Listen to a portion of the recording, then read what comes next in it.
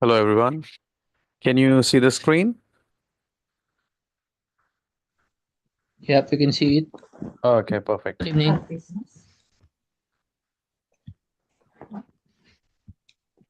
You can feel free to use the chat box. So I want to keep this as informal as I can, as we can. Um, Hello, everyone. Can you see the screen? Yep, you can see it.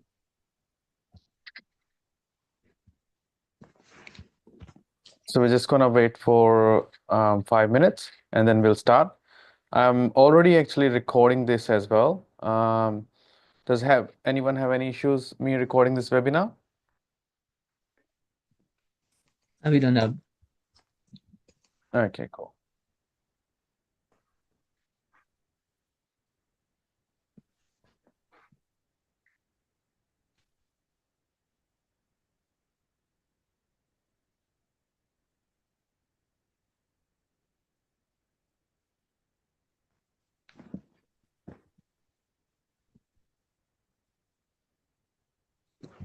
And are you guys currently in Australia right now? Yeah. And what about the others? Feel free to um, message in the chat box if you don't want to say it out loud. It's just that I just want to keep it Hello, as brother. This is interactive. Shagor here. Hi, Shagur. Hello, brother. Are you in Australia? Yes, brother. I'm from Melbourne. So my question is to you. I'm currently on a student visa. I have come here more than 2.5 years. So, Shagur, we're So, gonna keep the questions till the end. Maybe all the questions that you already have will be answered when we. oh, brother, Uh, yeah, that's fine. But yeah. actually, I am in work now. So Mm-hmm. I just wanted to have a quick answer if you can. Then I have to leave the meeting. That's why. Anyway, brother, I don't want to interrupt you. Yeah, no, that's fine. Yeah. Because I will be emailing you all this presentation, so you can actually go through that yourself as well afterwards. Oh, but maybe because everybody's scenario is different, you know. So Mm-hmm. my scenario maybe won't match to others. Oh, okay, okay. Now that's fine. Yeah. Look, because we want to keep this is only for education basis. Now, if you do have any personal inquiry or anything, I will provide you my contact details. You can WhatsApp me and then we can discuss this off the webinar as well. Where are you from? I'm in Melbourne. Oh, okay. Yeah, so we can discuss then later on. So I think I'm gonna start this webinar now because I got another meeting at 7:30. Okay, Because when this is currently being recorded, I will certainly send you guys a copy of that as well. okay, when the questions and answers will begin, what time roughly do you know? We're just gonna quickly go through this this presentation. I think it will take another only 15 minutes, 20 minutes to go through the presentation. And after that, you can actually post your question in our chat box.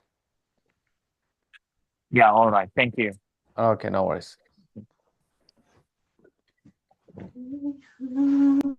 All right, so let's begin. So welcome everyone. Most importantly, this is our webinar for May 2025 about employer-sponsored visas. And let's begin. So most importantly, a disclaimer that this webinar is only for educational and informational purpose only, and it is not intended as legal advice. And should you require any personal assistance or you want to discuss anything related to your personal scenario, I would suggest you consult a migration professional such as a migration agent or a lawyer. So we've been in the business from the business actually the company started in 2015 and then came into existence in 2018 as a migration as a global vision migration, and we've been in the industry for quite a period of time and yeah, and we have helped many families to settle in Australia as well. This is our current Google rating. Like our clients are quite valuable to us, and we have got more than 500 plus 5-star ratings. Yeah. This is our team. So this is me. So I'm a migration agent, plus I'm a lawyer as well. And we have Amrit Pal in our New South Wales office and Manvinder Kaur, and they are senior migration agents too, been in the industry for more than 20 years. So let's talk about 4 employer-sponsored visas. Now we have 407, which is a training visa. Obviously, it's a training visa. It's not a full-fledged employer-sponsored visa. People get 407 so that they can actually be able to complete workplace training or even get some registration done as well. 3-step process: sponsorship, nomination, and visa. And there are certain requirements that you would have to satisfy to be able to get that 407 visa. Now, the 482 visa, that's quite popular nowadays. Very many people are willing to apply for this visa. We've been doing this 482 visas from so many years. In the total employer-sponsored cases, we probably would have done like close to 300 to 500 employer-sponsored cases already. Now, when we talk about 482 skills in demand, there are 3 different streams that we're going to talk about: core skills stream, specialist skills stream, and labor agreement. And then we have a subclass 186 visa, which is a permanent visa. It has 3 different options, which is direct entry, temporary residence transition stream, and a labor agreement.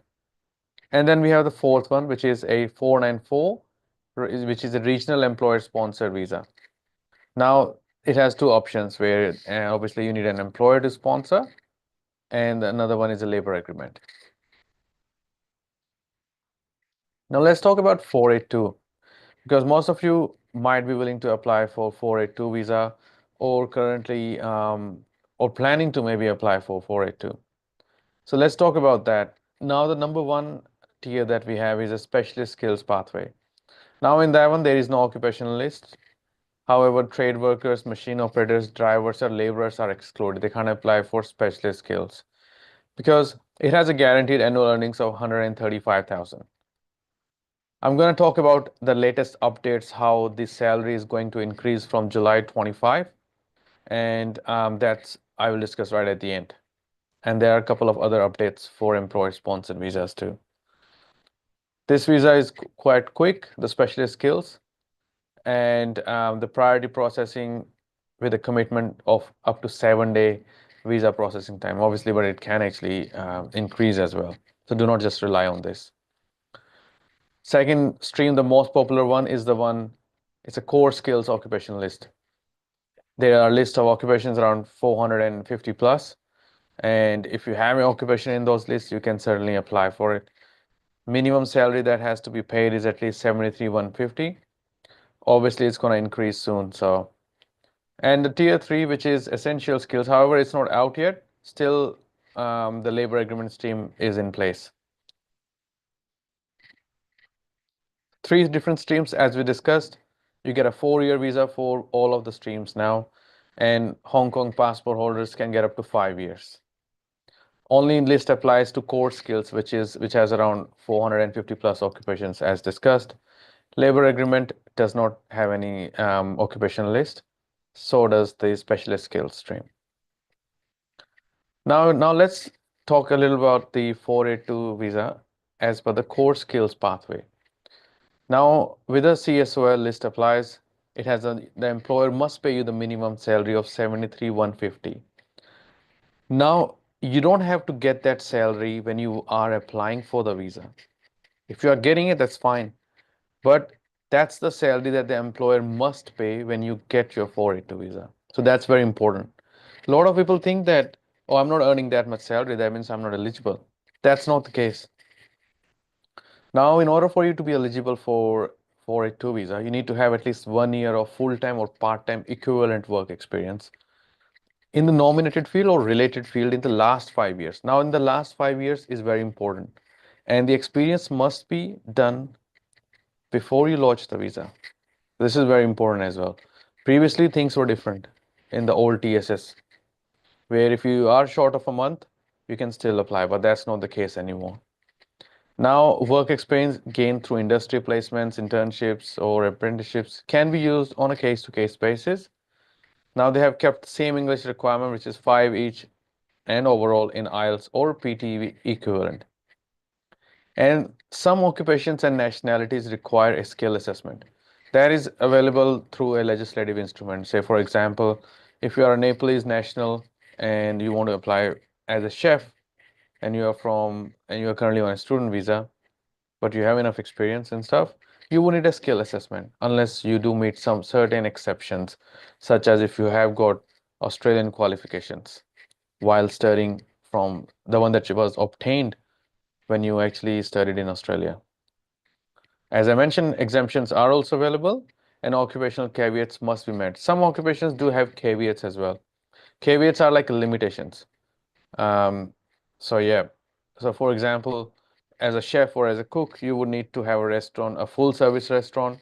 An accountant can only be sponsored where the business turnover is at least $1 million and more than 5 employees. So these are the caveats that the employer has to meet in order for them to sponsor someone. Registration. Some occupations do require registration to work, such as medical practitioners, nurses, doctors. They need registration by APRA. Electricians also require registration, and plumbers as well. Some they require licenses to work as well. So this is very important. Make sure you are aware of these as well. Talking about the specialist skills, pretty much similar criteria as the core skills. However, there is no occupation list. However, the trade workers, machine operators, drivers, and laborers are excluded, and the income threshold is set at 135,000. Similar work experience required 1 year in the last 5 years, full-time or part-time equivalent. English language requirements are also same. And yes, the skill assessment, everything is required same. Should your occupation or nationality fall in the list of occupation or nationalities required, where you require mandatory skill assessment. Now the cost for visa is actually same for all the streams. It's 3,115 for all the candidates, whether you are a primary or a secondary candidate. Similar to registration, you would need a registration as well if it's required for your occupation by ANSCO. This is just a table, so it tells you as per ANSCO what are the occupations that you can't apply under specialist skills. So you can't apply for technicians and trade workers. You can't apply for machinery operators, drivers, it's like that. Now, what are the requirements for your business? Now, if you have an employer who's willing to sponsor you, there are certain requirements that they would have to meet. Most importantly, they need to be an approved sponsor. Some businesses do not have sponsorship approval, but certainly they can get sponsorship approval. We can help them with that. And obviously, they need to nominate an occupation on the relevant list, which is core skills occupation list. If your occupation is on that list and your income is minimum 73,150. Now, most importantly, there is a genuine need for the nominated position. They must meet the minimum salary threshold as per the stream, and they must do labor market testing. So labor market testing is where they have to post the advertisement in 2 different job platforms, run it for at least 28 days, and then they can apply. Then you can actually be able to apply for the nomination. The purpose of labor market testing is that the government wants the employers to test the market for that particular position. They should test the market that the position should be available for an Australian citizen or a permanent resident. And if we didn't get any permanent resident or a citizen who is actually eligible to be able to work in that position, then we can offer the job to the foreign employee. So that's the purpose of labor market testing. Most importantly, now there's a new update where they must demonstrate the financial capacity that they are financially viable or they will be financially viable to be able to sponsor foreign employee for the duration of the period that they are seeking. Now, employer, they do have obligations as well. Once they do become a sponsor, they need to pay you at the market rate. The minimum threshold is set at 73,150, so they can pay more than that. The terms and conditions of employment are exactly the same as they would give it to the Australian citizen or Australian permanent resident workers under the relevant Australian laws. That's talking about fair work. Ensure that the employee is not exploited. Meet the sponsorship obligations as well. Now let's talk about permanent residency pathways. So what are the pathways available when it comes to when you are on a 482 visa or any temporary visa? What you can do as an employer-sponsored permanent pathways, etc. Obviously, there is a 186 visa, which is it has three different streams: direct entry, temporary residence transition stream, and a labor agreement. Then the second option we have is a general skill migration, which is 189, 190, and 491. Skill assessment is a must meet state requirement for 190 or 491. And there is a 491 family sponsor in 189 as well. We will quickly touch base on those quickly later as well. Now, when it comes to 494, you would need at least 3 years of full-time work experience at a skill level, similar requirements as 186 visa. However, the occupation can be in the other list as well, like MLT, SSL, STSOL, ROL. Nowadays, we have so many lists. There are almost 4 to 5 lists that you need to check to realize that that whether your occupation is in that particular visa, list or not. Now we have also a national innovation visa. This is for exceptionally talented individuals who fit in 4 different priority sectors. So we have done this visa recently for a few of our clients. There are people who have recently done PhDs from all over the world, and if they have done it from the top 100 universities, it's even better. If they are earning above the fair work, higher income threshold, that's even better. They can actually be able to get the National Innovation Visa invitation as well. As I said, this is an invitation-based visa, so we would have to apply for an expression of interest based on their profile. If the profile is good enough, they certainly can get invited as well. Now, I also want to talk about DAMA because many people don't know that there are some different options too. DAMA is actually Designated Area Migration Agreement. As I discussed previously, under a 482 visa, the employer would need to get an SPS, which is a Standard Business Sponsorship. So DAMA is actually straight away equivalent to an SPS. How they need an SPS to sponsor you under 482, 494, and 186, they would need a DAMA, and under DAMA, they will get a labor agreement. And then they can sponsor you for 482, 494, or 186. So DAMA is actually, they are designated area. Designated area means they are regional areas in Australia. The whole Australia is regional except the metropolitan areas of Sydney, Melbourne, and Brisbane. Now there are around 12 to 13 already approved DAMAs in place in Australia. Those DAMAs are actually all in those regional areas of Australia. So Western Australia has around 3 to 4 DAMAs. Now, what does this DAMA means? DAMA means that there are some occupations that has actually, say for example, a truck driver. A truck driver is a skill level 4 occupation, and it's not even in the core skill occupation list. And you can't do SSIT either because it falls into the laborer and truck and the driver's category. So what can the employer do if they want to sponsor a truck driver? Well, then they have the option of going via labor agreement. They're going to do a company-specific labor agreement. And if the business is based in one of these DAMA areas, they certainly can be able to access the DAMA concessions. That's the beauty of DAMA. There are occupations such as retail supervisors, even waiters as well as delivery drivers, food delivery drivers too. So there are security guard. There are these kind of occupations actually available, which are not available through a standard pathway.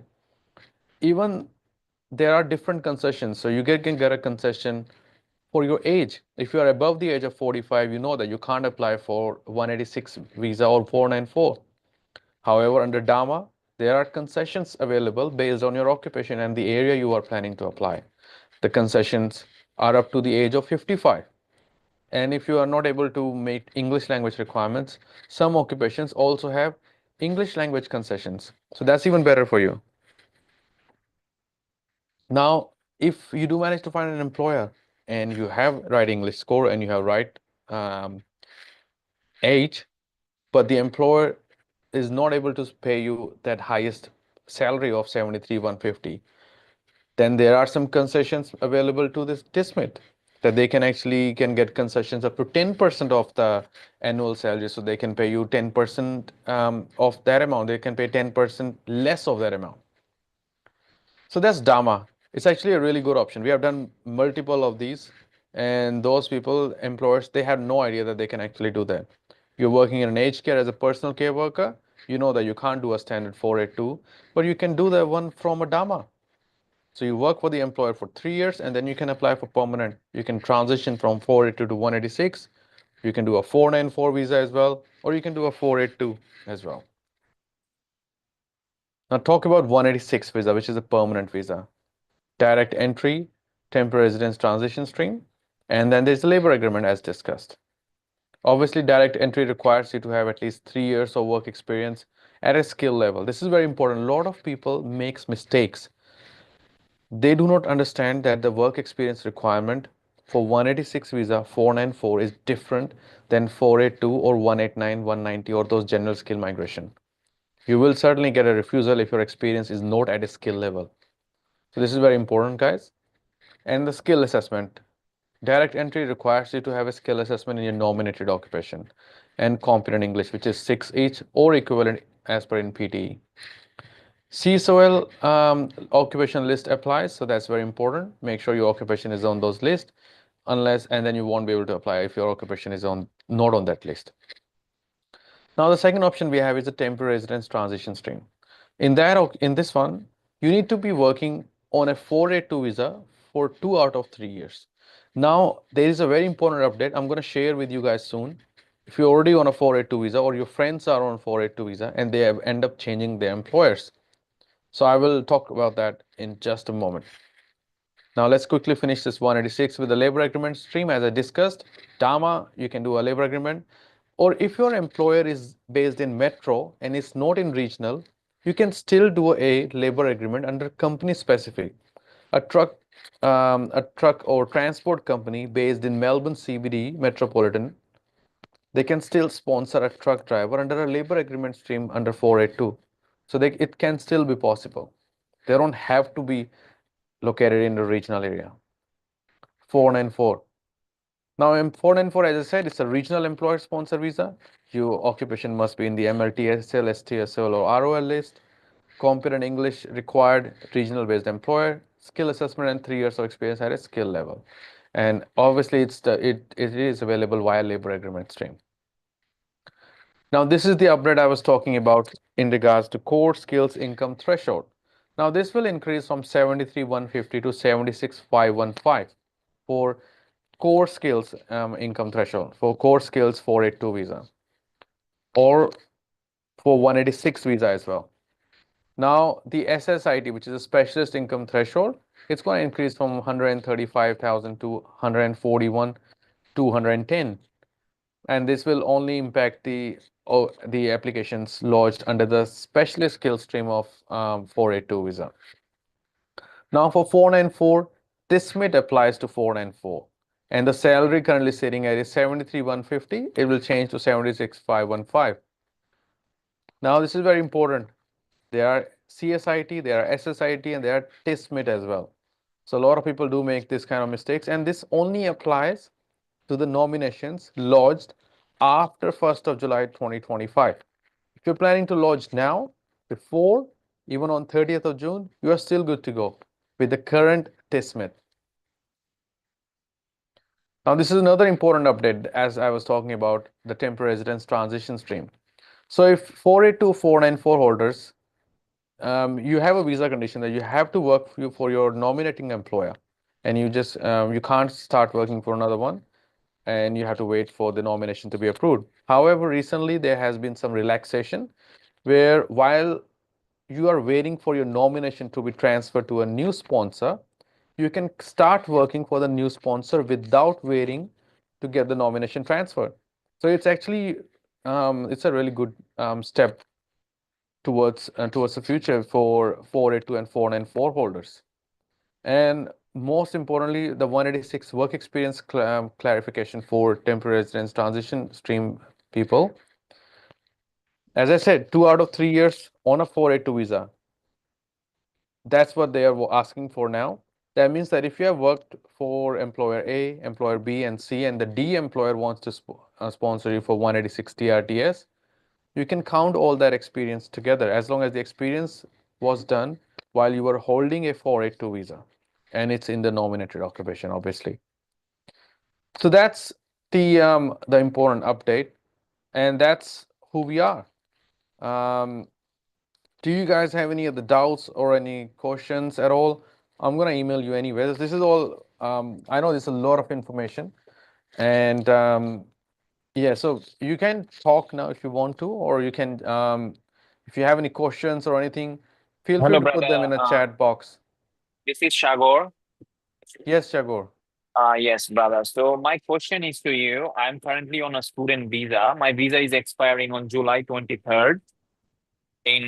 So I have been working in a retail shop for last 2.5 years, and they are willing to sponsor me. So my question is to you now, do I have to apply for 485, or can I directly go from student visa to 482? So yeah, exactly. This is a very good question, Sagur. You certainly do not, you can actually go from student visa to any visa that you are eligible for. I'll quickly share a story, a case story recently. So we had this client who actually had overseas experience. They had experience of at least 5 years from overseas, and they were studying masters in Australia. And they eventually got a job while they were on a second semester. And then we discussed with them what are the options and etc. And then what happened was their employer said, hey, I'm happy to sponsor you because I need you to work full time for me. As a student visa, you can't work more than 24 hours per week. And then we organized a 186 visa option for them. We actually applied for it and eventually got granted, and now they are a permanent resident. They got permanent residency right from the student visa, and while they were only been in Australia for less than 12 months, they were on the second semester. So yes, if you are on a student visa or any other visa in Australia, and if you think you are actually eligible, you could be eligible for 482 or any other visa, you can actually be able to apply. But what I would suggest is always take a professional advice. So Sagur, you can certainly give us a call, or this is my WhatsApp number. You can message on that number, and then I can get my team to get in touch with you, and then we can talk to your employer and see what we can do. Okay, brother, thanks for your information. My question is to you. I have done my studies as a chef, I mean, commercial cookery and hospitality management, which is not related to a retail manager. So, one of the guys suggested me to do RTO. I don't know how it works. Like, I have worked 2 years, and that payslip and everything, they will make something. Is that how it works?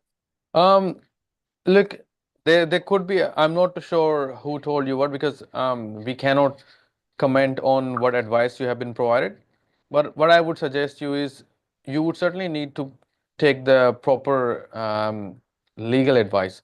Do not Yes, just yes. rely on what someone tells you to do, etc. No, no, no, no, no. I'm just Yeah. asking you. Forget about what other people say, brother. Mhm. Yeah. So my question is like, can a person having another degree can be another profession with job experience? You know what I mean? Yeah, no, because the thing is, you will need to satisfy the requirements as per ANSCO, and every occupation has different requirements. So I was talking about a retail manager. Yeah, so the retail manager usually, it's a skill level 2 occupation. It requires a diploma qualification. So what does that mean for you is that you certainly would need to have a minimum of a diploma. If you do have a bachelor's degree and it's quite relevant, then it's good as well. Oh, I have got bachelor's in finance Mhm. back in from my country in Bangladesh.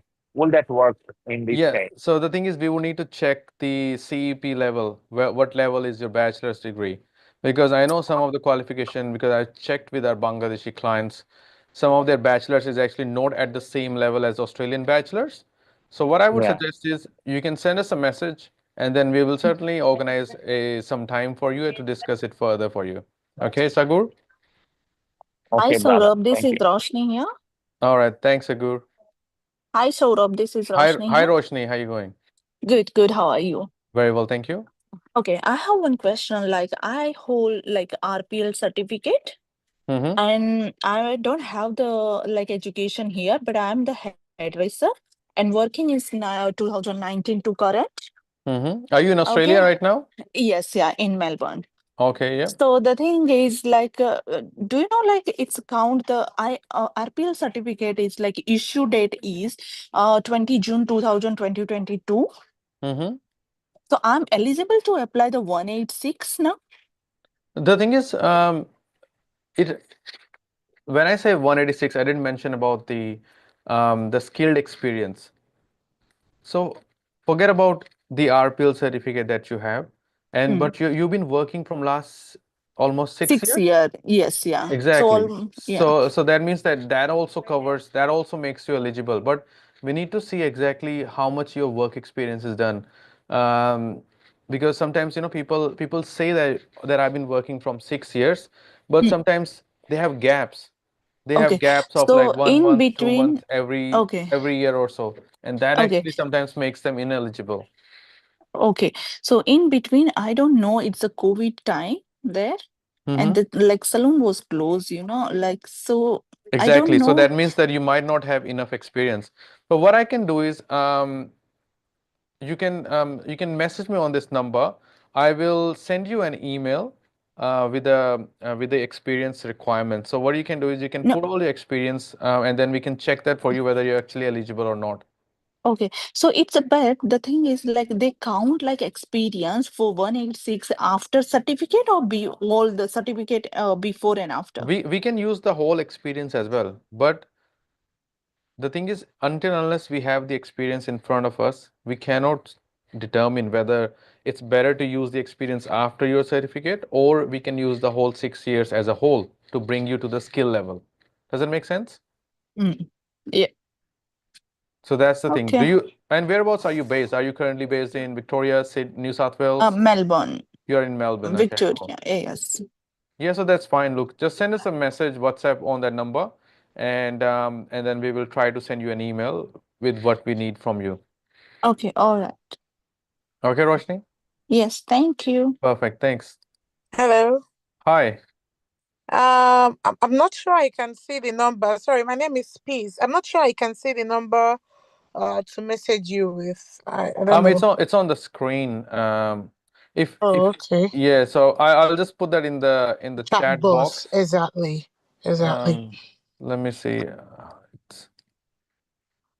And I have a question. Yeah. Okay.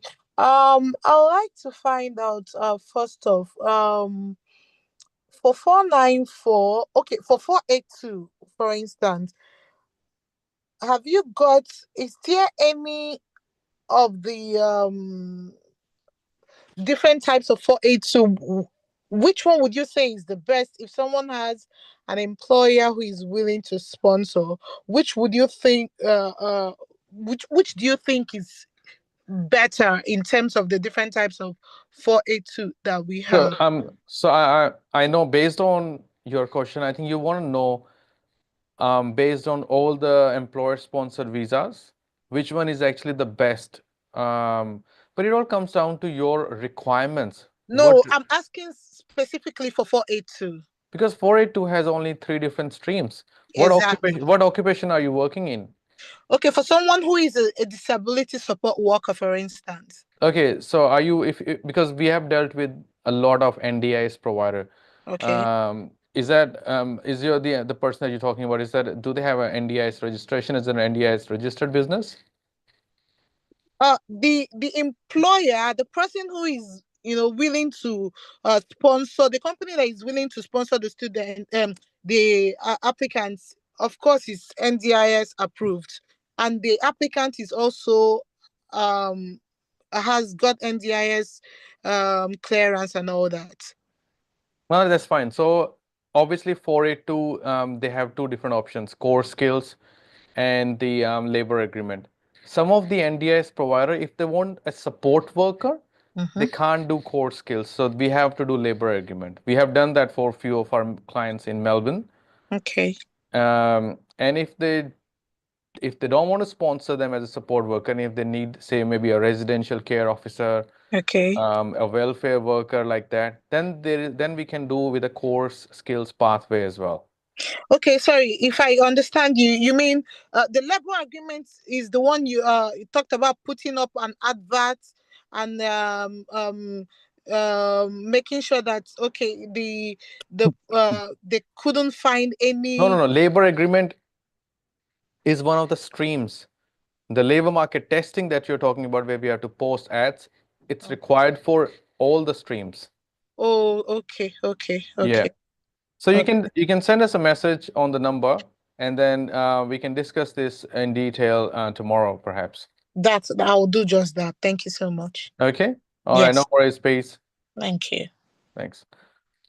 All right. I think there is no more questions now. Yeah, sorry, I do have a question. Yes. Yep, my question is, okay, for instance, you apply for 482, but along the line, probably by the ending of this year, when you check your work experience, looking at your work experience, then you probably be eligible for 186 by the beginning of next year. Do you think the person should apply for 186, or like you just log in the 482? That's what I'm trying to explain. I hope you're getting it. Okay. Yep. I got your point. Yeah, So look, if you're actually eligible for 482 right now, and your employer Yes. is willing to sponsor, Yeah. I usually tell my clients, take the opportunity. Do not wait. At least get that 2 to 4 year visa. Yes. If anything goes south down the track, you might even not get this. And if you are actually eligible for 186 by next year, you can apply for 186 then whenever you are eligible for it. Okay. My second question goes like this. Looking at this thing, I've been a casual worker as like a support worker. So Yeah, but the thing is, I might not be able to answer any personal inquiry over this platform. What I okay. would suggest is, I've just messaged my number in the chat box. You can actually give us a call tomorrow, or you can message us on WhatsApp, and there I will be able to see, how we can assist you. No problem. Because this is a public forum, and I don't want to discuss anything personal. Okay. I hope you understand that. Yeah, I understand. It's not really. I just want to like get an insight of it, so Yeah. that when I come to you, I'll like come to you and tell you, okay, this is what I have, and this is the assistance I will. Exactly. So that's what I normally do. When I Yeah. talk to clients during our consult, we tell them, okay, so this is where you are, Yeah. and you want to go obviously you want to get a permanent visa. Yes. Maybe you can do this now, and then you can apply. Maybe you might be eligible for it now. You never know. A lot of people have no idea.